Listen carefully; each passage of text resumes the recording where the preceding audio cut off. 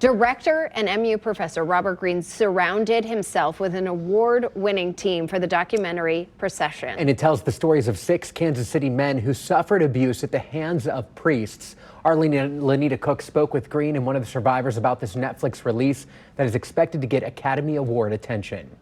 You know, when I hear drama therapy, I immediately thought theater. I immediately thought just kind of in a room and role play, that kind of thing. But this is something far grander. Can you talk about why the medium of film helps to address all of what you are feeling and transforming from and to and through and all those?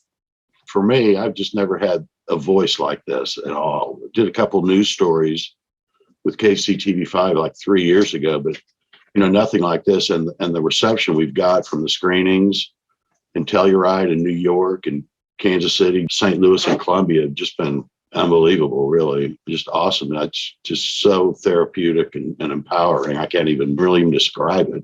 What Mike is talking about here is also just that we've heard the story so many times, right?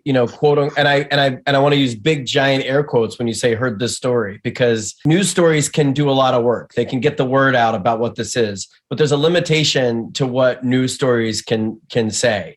And our film is not really about what happened per se. It's about how you deal with it and how you move forward in some ways. So for us, when you're talking about drama therapy and the power of making movies together, we're not doing drama therapy in this film, but it's definitely inspired by drama therapy. It's definitely inspired by the idea that staging something and doing sort of theatrical work can be incredibly therapeutic. The big difference, I think, is when making a movie, it's not just therapeutic for Mike and the other 5 guys. It's actually, we want it to be therapeutic for you, the viewer. We want you to be able to get something out of watching Mike go through what he went through to take charge and to take power back from it, from what happened, and to be able to take charge of his own story in many ways. Lots of Kansas City connections to that documentary. Of course, again, it is on Netflix right now, so you could go check it out if you want.